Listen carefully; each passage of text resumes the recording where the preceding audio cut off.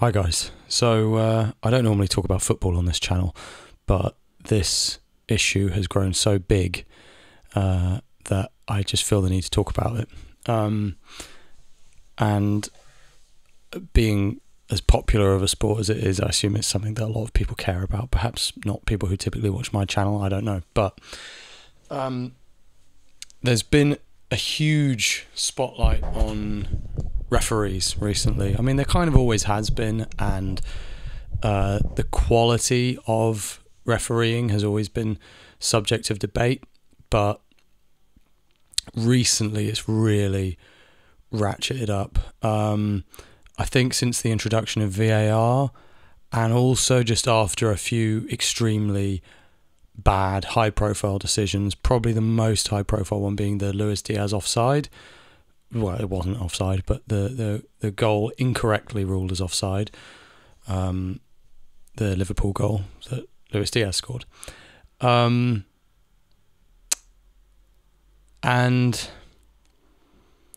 concurrently, it's died down a bit, but there's been this ongoing narrative of refs needing protection. From certain corners of the media, we've been fed this idea that in the lower leagues and in kids' games, some refs have been assaulted, and therefore this means that our refs in the Premier League, who to my knowledge none of whom have been assaulted or attacked in recent memory, somehow need more protection. And that because players crowd the referees and managers shout at the referees, this encourages people who go to watch their kids play football for their school team to assault referees. I don't really agree with that, but I also don't really think that players and managers should crowd referees. I don't think managers should shout at referees. I don't think players should really be allowed to crowd them. I just don't think it helps. I don't think it helps the decision-making process. They can't reverse their decisions anyway. So it doesn't really accomplish anything, and it creates a hostile atmosphere. And I think in general, it's just not really appropriate for like sort of 7 men to like crowd one man and shout in his face. It's just not really, I don't think it's really an acceptable way to behave. It's understandable. I get why they do it, but I think it's fair enough that they want to remove that from football. And if they want to have stricter standards about, you know, refs shouldn't be able to, managers shouldn't be able to come up to the ref and scream in his face and tell him he's a cunt or something. Like, I understand why. Again, in most workplaces, that's not acceptable, and football isn't a normal workplace, but we don't need that. No one needs that. No one is wedded to the idea of, you know, Jurgen Klopp or Alex Ferguson being able to go over to a referee and scream in his face and like tell him his mother's a whore or something horrible like that, because it's not helpful. It's not nice. It's not it's not really a suitable working environment for anybody, and you don't lose anything by getting rid of that. So I agree with that. I support that. At the same time, you have managers, as far as I can tell, particularly Mikel Arteta, being punished for celebrating. Show me a fan who is in support of managers being punished for celebrating excessively, and I'll show you someone who doesn't really enjoy football. Because if you don't enjoy managers celebrating, if you don't enjoy Jurgen Klopp running the entire length of the touchline and fist pumping, if you don't enjoy seeing Thomas Tuchel going berserk, like if you don't enjoy Mikel Arteta's theatrics, I don't know, like I think you're just angry. I don't know. I just don't see how you can not enjoy that. Like I enjoy it from opposition managers. I support Arsenal. I enjoy seeing Jurgen Klopp do that. I enjoy managers' antics when it's positive, when it's celebratory, when they're not hurting anybody, they're not disrespecting anybody, they're literally just celebrating a goal. It hurts me that we're allowing referees to enforce such a robotic standard on a game that is pretty much built on passion. And I know it's easy to talk in like cliches here, but it really is like, that is the point of the sport. That's why people love it. That's what's good about it. And that's what you don't get with a sport like basketball or American football, because like the points are scored so frequently. In football, a goal is a big deal. And it's becoming less the case, actually. They're making it easier and easier to score all the time. But the fact is, a goal is still a big deal. Even in a game where there's 5 or 6 goals, a goal, generally speaking, is a big deal. And a lot of the time, it's a really, really big deal. And that is that the enduring popularity of the sport is down to that, because of the excitement of a goal. That is what people go to football for, basically. I know they say in Italy a perfect game is a 0-0, but I think people take that quote too literally. That whatever it is, I don't know if it's a quote from someone in particular or if it's just an idea that they have in Italian football. But I get what they're saying with that. But a perfect game isn't a 0-0. Everyone wants to see goals. Everyone loves celebrating goals. Everyone loves celebrating a win. The celebration policing thing in general, it doesn't just come from referees. It comes from players and pundits and spectators when their team isn't doing well, and that's really sad as well. I've never once in my life, I found it funny before. I found it funny when Tottenham celebrate beating us, like they still call us like Arsenal, where they spell the S with a 5 and they spell you put 5-2 in there because they beat us 5-2 once. It's like, dude, we've beaten you like 20 times since then. It's pathetic. It's absolutely pathetic. But I just find it funny. I don't care. Like, I'm not like, they should be punished for celebrating. This is too much. I don't want them to be too happy. It's just ridiculous. Anyway, so that comes from pundits and stuff. And the whole thing last season, they kept saying that we were over celebrating, and it was sad to me. It's like, if people work all week, they come to the football, they want to have a good time, and you're telling them off. You're telling people off for having a good time. What are you? Like, what are you? I just can't even. It's unbelievable. Like, it's unbelievable that that would even be a discussion. Like, they're celebrating too much. Most people don't celebrate enough. Most football fans are sulky and entitled and petulant and just like demanding. If fans are celebrating a win because they're in a title race and they're excited to get another 3 points and they're letting their emotions show, then nobody should care about that, or at least nobody should want to stop them from expressing their joy, even if you think it's stupid or pathetic or whatever else. But anyway, that's a digression. The referees are now apparently policing this on the touchline during the game. So managers are not supposed to over-celebrate. Over-celebrating, sure, if he pulled out like a bag of fireworks and started launching them into the crowd and was running around slapping strangers and getting naked.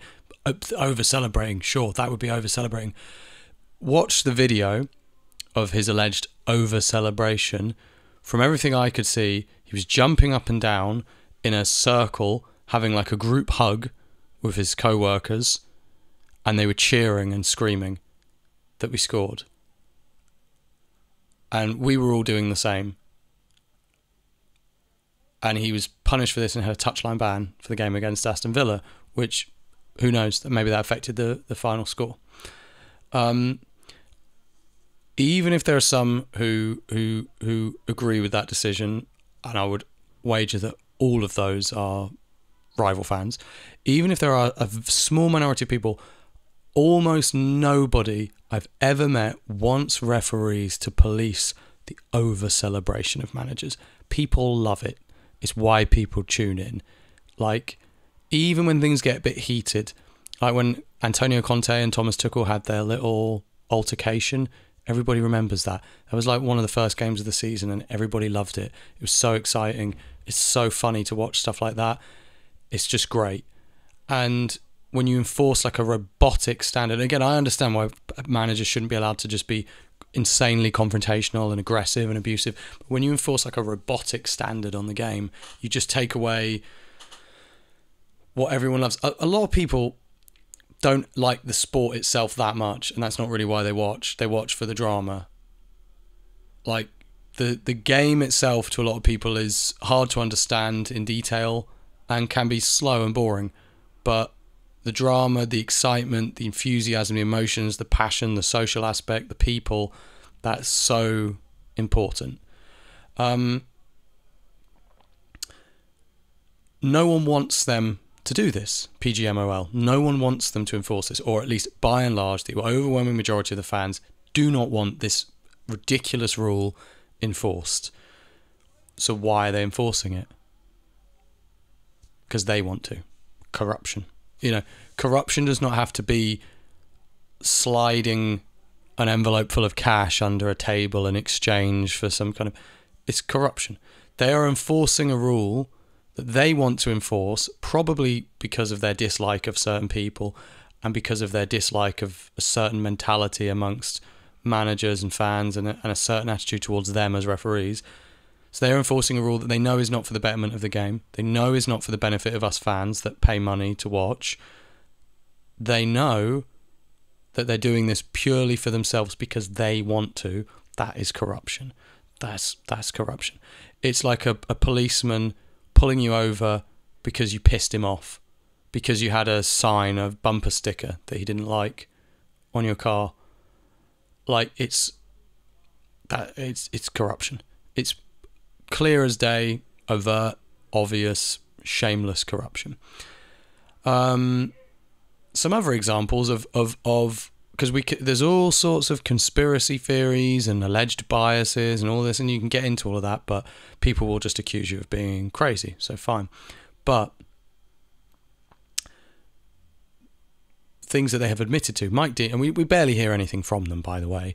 Mike Dean, when he did that interview, he did an interview with Simon Jordan, and he said that there was one game where he didn't call the referee, he was doing the VAR, he didn't call the on-field referee over for a check because he was having a really tough game and he felt sorry for him. He didn't want to put him through that, even though the correct decision was to call him over for a VAR check. Think about that, right? Billions of people watch this game. Billions. This sport is loved by billions of people. I think it's something like 3 billion people are football fans. 3 billion people, right? A huge portion of those are Premier League fans. Even if they don't support a Premier League club, they watch Premier League games. It matters. We all want to see a fair game. And so he had his mate on the field, who he felt sorry for, versus billions of people, and he chose his mate. Corruption. Just corruption. It doesn't matter whether or not they're flying to Qatar and they're getting pay packets to do this and that, or Man City are paying them to make sure they win the league every season. Whatever, it doesn't matter. That in itself, what he admitted, is just corruption. It's corruption. It's incompetence is too generous of a word. It's a disgrace. It's a disgrace that he admitted that publicly. It's a disgrace that he said it so barefaced. It's disgusting that he would admit that. It's corruption. Danny Simpson, the Leicester player, on a podcast, and this is second hand, but I mean it seems credible. He said, I don't remember the ref, but he said that during their title run-in, which was amazing, we all loved it, right? But they did get a lot of decisions going their way, and I think Tottenham can rightly feel a bit hard done by.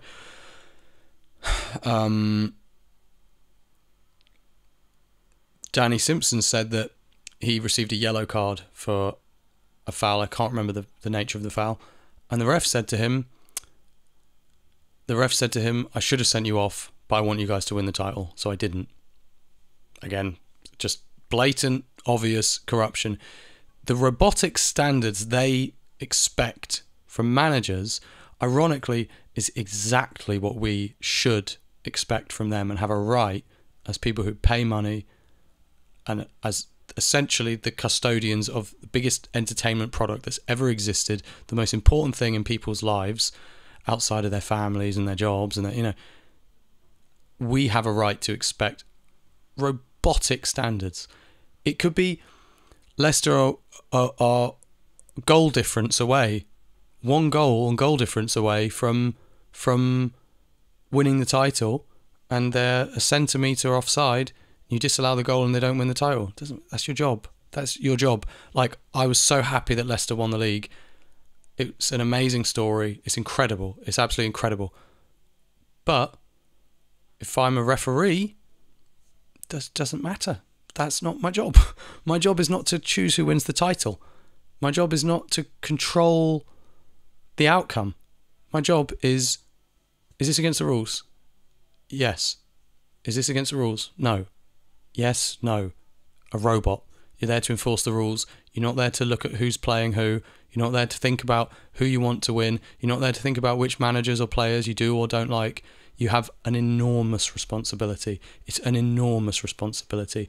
And there was a time, I think, there have been times and circumstances and places where people, particularly men, took these kinds of responsibilities as an honour, like an absolute honour, to have a privilege to be so important as a Premier League referee is, because it is. It's like it's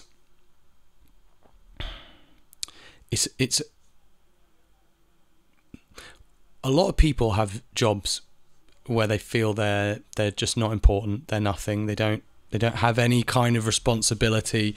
It doesn't matter if they turn up or not, and it means nothing, and that makes people really unhappy.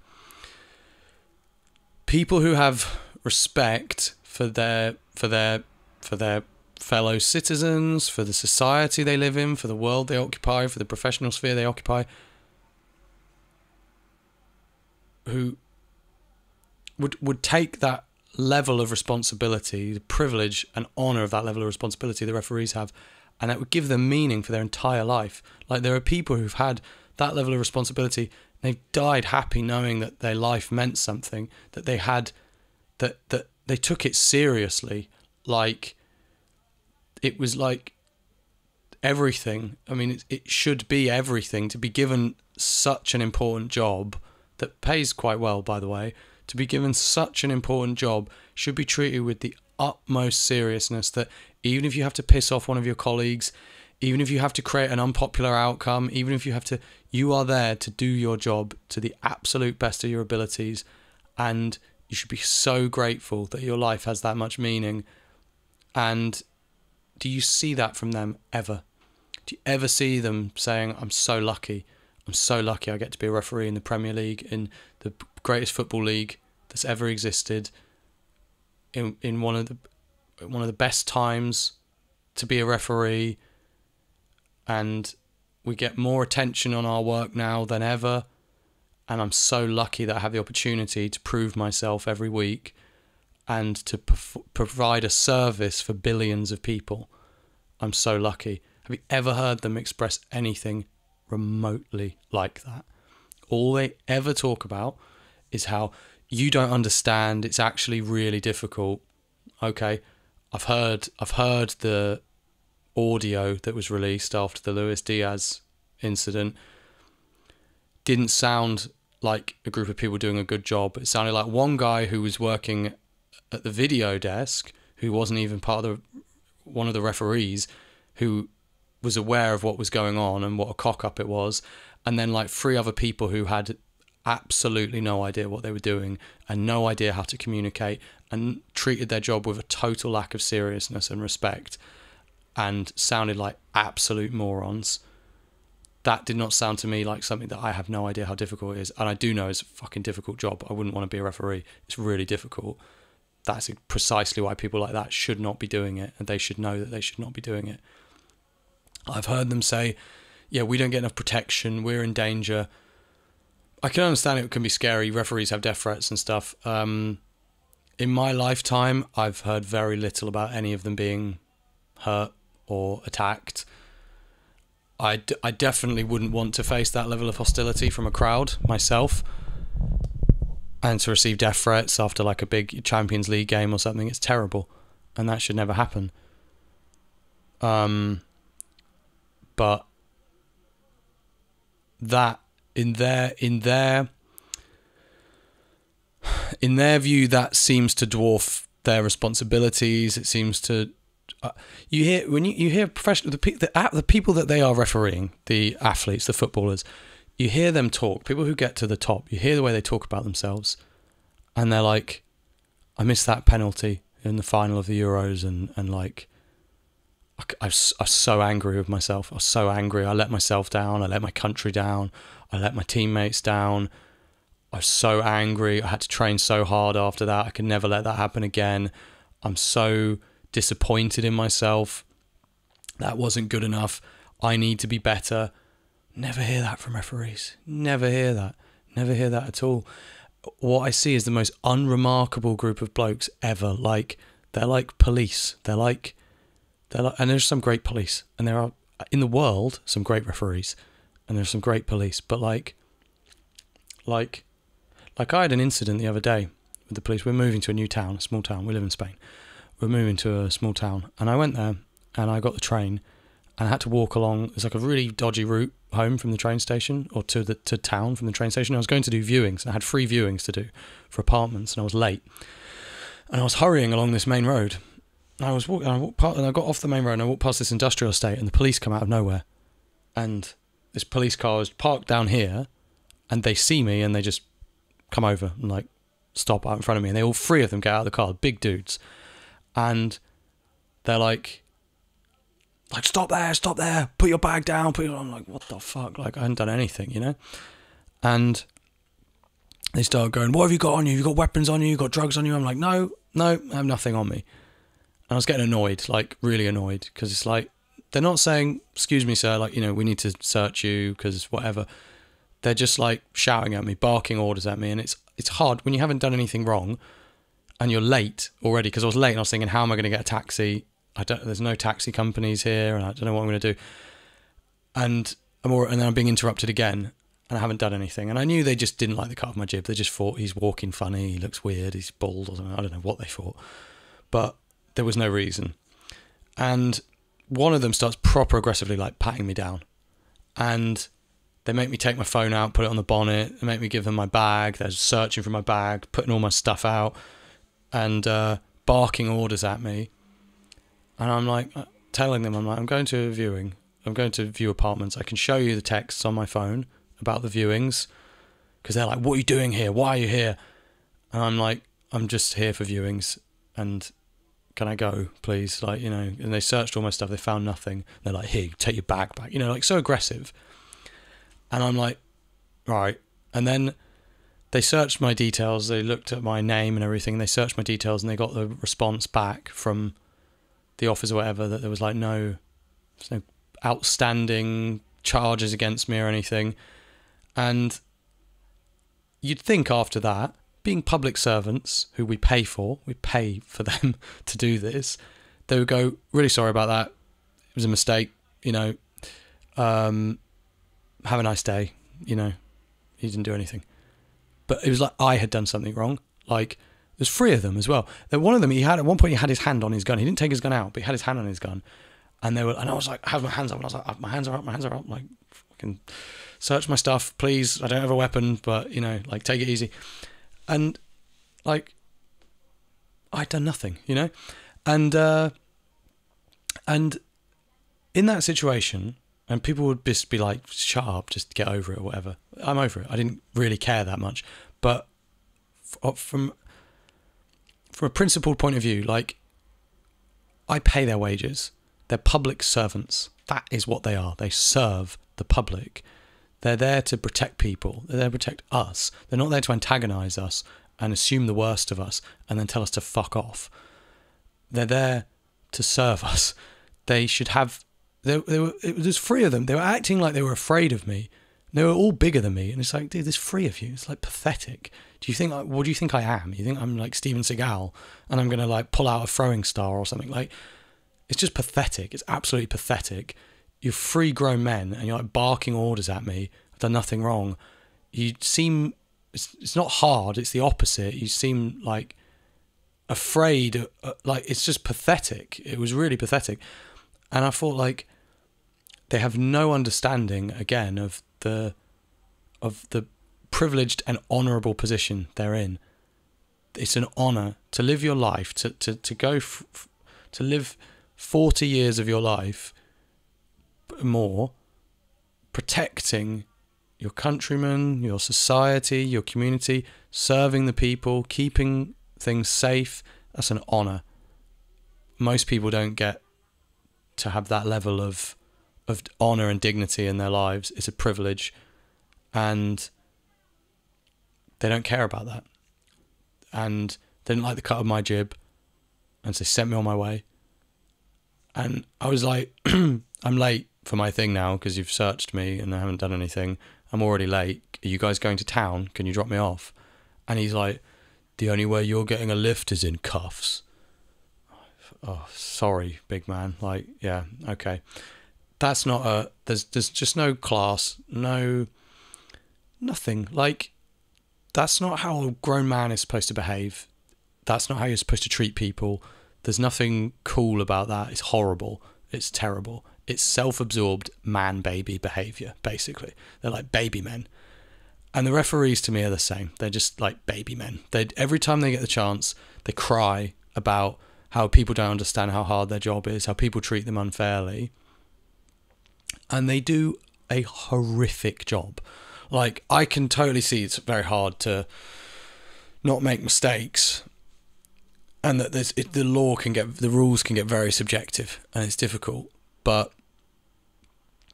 they take it to a point of complete ridiculousness. The decisions that get made are insane. I mean, against Brentford last season, when we were in a title race, they forgot to draw the lines for the offside. So they didn't even do their job to a basic mechanical, just fundamental level, let alone make the correct decision. Wolves this season have probably lost about 9 points to refereeing decisions, at least 5 or 6 points. That can be the difference between a European spot and millions and millions of pounds, or not. Promotion, relegation, the money, the most lucrative, as far as I'm aware, the most lucrative prize in world sport is being promoted from the Championship to the Premier League, the most financially lucrative prize. And similarly, being relegated is a huge blow to your finances. And these decisions, these poor decisions they make, can change the future of an entire group of supporters, an entire organisation, an entire group of employees, a huge business, a brand, everything, because of one of their bad decisions. Now, you can never remove that. There'll be bad decisions. But with that in mind, the lack of accountability is shocking. So then, how to solve it, because it's all well and good talking about the problem, but if there's no proposed solutions, then nothing's going to change. It's unrealistic to expect this group of people to really change. There's not going to be the necessary kind of dialogue around it, and if there is, they're not going to be confronted with that dialogue anyway. They'll just insulate themselves from it and feel sorry for themselves and talk about how hard their job is and how we don't get it and we're so dumb as the public. Of course, we can try and get better from the current lot, and we can expect them to change, even if it's not a realistic expectation. We have a right to expect that. We have a right to demand it. We have a right to demand that they constantly strive to improve and do the best that they can. I'm not convinced that's happening at the moment. It seems to be getting worse, actually. In the more long term, I think the Premier League has a responsibility, not even in the more long term, but just looking at bigger, more overarching solutions. I think the Premier League has a responsibility now, and I think eventually there will come a time when they're forced to acknowledge this responsibility.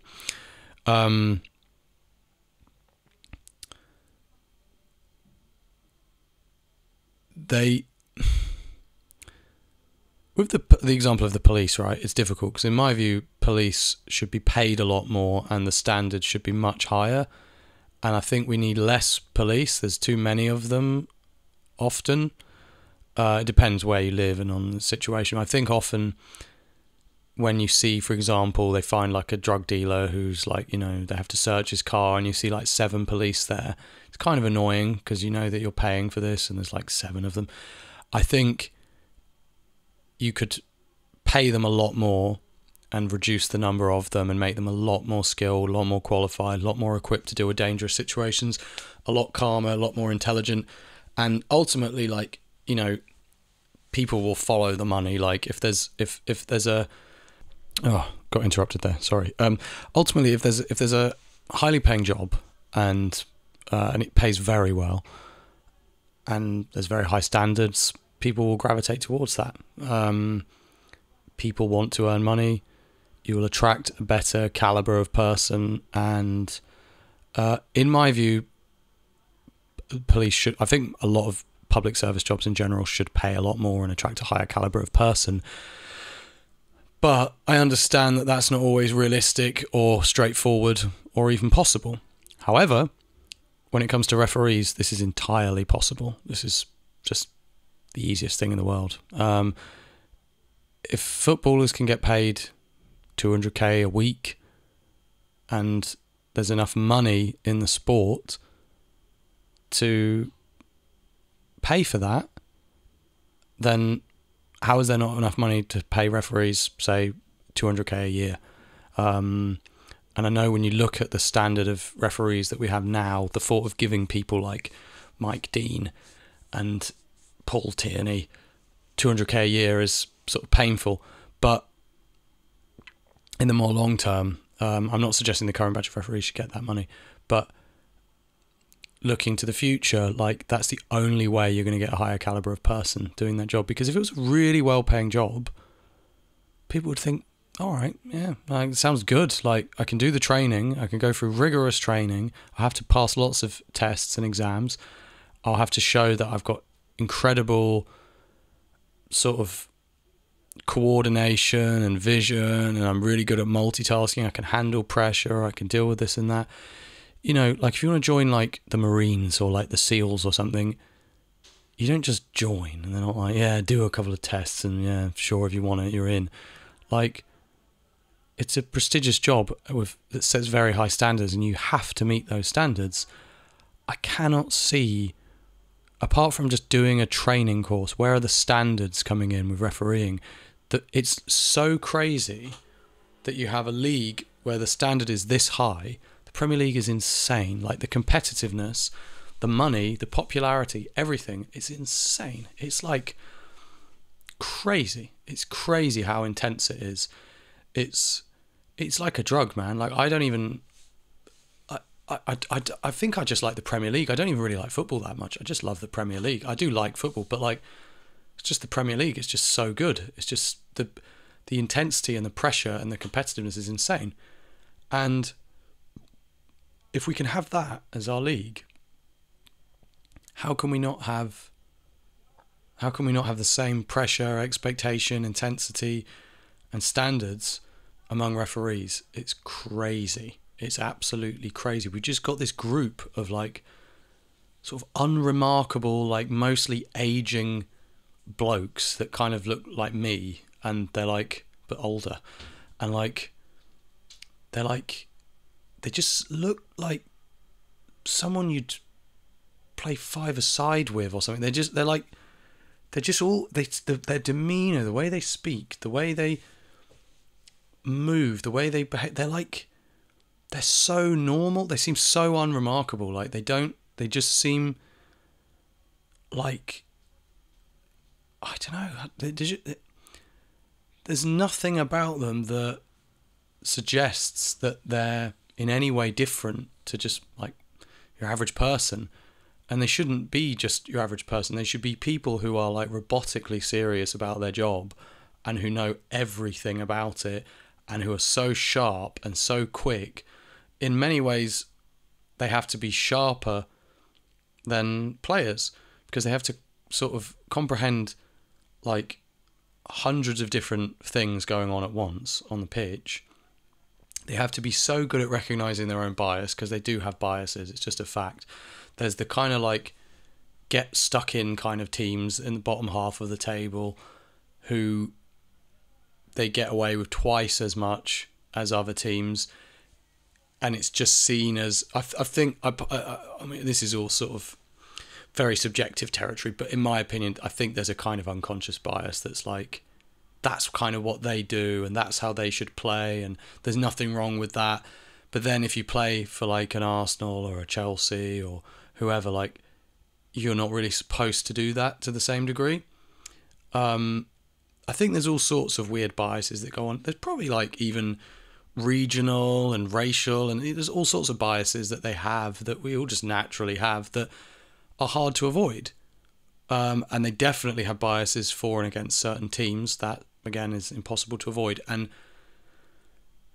it would be hard not to show some kind of bias towards your own team, not because you think, oh, I'm going to give them this penalty decision because I like them, but I think you're just more likely to think it was, if it was against your team, to think it was a foul, to genuinely believe it was, not even being corrupt, just, as I say, to have that inevitable bias. So they should be trained in dealing with that and trained in seeing the two sides as completely neutral and being completely indifferent to them and just being robotic and extremely good at their job. The standards are terrible. Every weekend, the decisions are terrible. And we pay for the people who are like, oh, just shut up, let's stop whining, you know, it all gets balanced out in the end. It doesn't. That's not true. And we shouldn't have to accept it. We shouldn't tolerate it just because it's the status quo. Like, there's no reason we should. We pay for this. We pay with our time and money and energy, and we're the ones that keep the sport alive. And we're being basically just they're basically just putting their fingers up to us. They're saying, we don't care what you want, we care about what we want to do, and that's it. It's sad. There's a lot wrong with the sport at the moment. This is one of many things, but I think it's the most obvious sign of the will of the people and the supporters not being respected or acknowledged properly. And what we need to remember is that we give them permission to do all of this, and they can't really do this without our say-so. And ultimately, we pay for the TV subscriptions, we pay for the tickets, we pay for the shirts and for this and that, and they have to care, they have to pay attention to what we want by and large as fans. And this isn't it. This isn't what fans want. It never has been. People want and have a right to higher standards. So I think there needs to be a lot more unified fan action in the Premier League. I think it's going to become a thing. I think we need more fan movements in relation to a lot of things. Some that I haven't gotten into in this video, but like the prices, the TV subscription prices are insane. It's something like, I think if you wanted all of the channels in the UK, it would be like £80 a month, and you would only get 70% of the games for £80 a month. They've sold the rights to 3 different companies, not just one, but 3 different companies. The Premier League are making a killing off of this, absolute killing. They've sold the rights to 3 different companies. They can't get good quality referees. Crazy. Those are the best of the best. Those are elite. So Mike Dean, Howard Webb, Paul Tierney, these are the equivalent of Erling Haaland, Bukayo Saka, Alisson. Like, that's what these referees are. The best of the best. Elite. Can anybody make that argument with a straight face? It's ridiculous. It's an embarrassment. There was a story recently about some guys who were providing illegal streams. I can't remember the name of the streaming thing they were doing, but the 3 of them, they had this service, so they would buy Sky and all of these services, and they would stream it and charge money, much less than, of course, what you would pay for Sky and stuff. So if you paid, I think, like a £5 a month, you got all the games. And between the 3 of them, they were given a combined, it was either 11 or 17 years. It was more than 10 years in jail between the 3 of them. It might have even been like 17 years in jail combined between the 3 of them.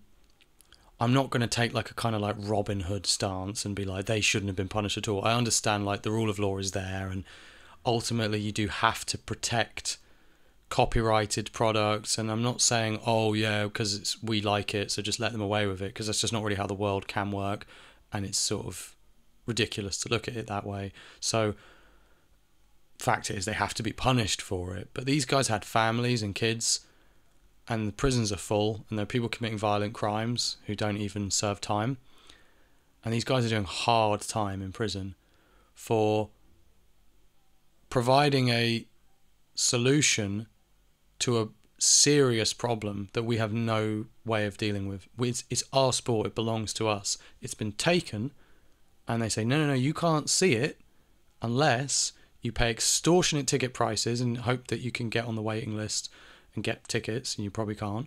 Or, if you want to watch it on TV, you pay us £80 a month. Who can afford that? And we have no recourse there. We have no voice, essentially. These people providing a service that is popular for a reason. It's popular. People are willing to pay. People pay them for their service. They pay £5 a month. So it's not like they're not willing to pay. They're not willing to pay extortionate prices, because it's extortion, and we are being extorted and held to ransom in many, many ways by the Premier League, by the referees, by the TV companies, by FIFA in general. We're being held to ransom, and then these guys who are providing an imperfect solution to this far greater problem, they have young children, who their dads are in prison, like for years behind bars.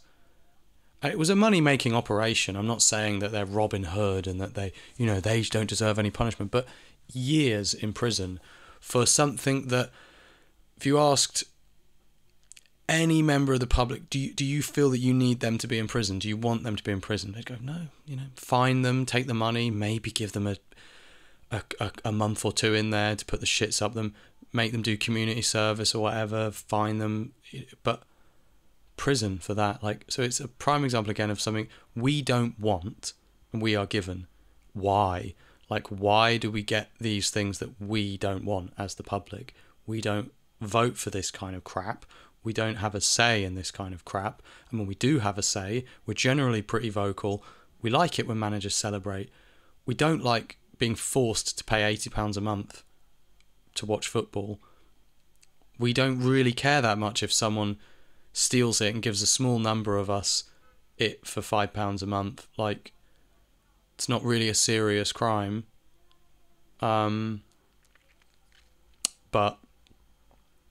we're not listened to at present. So I think we need much more substantial and, again, unified fan action. Clubs have it. Man United have it. Their fans. It's not necessarily worked out. Well, I guess it has. I guess the Man United fan associations have achieved quite a lot.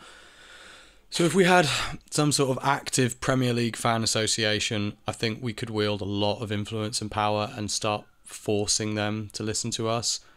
Because it's crazy. It's getting crazy now, and football is being... forget the corruption, the FFP breaching, the external investment and all the other stuff that's making it horrible.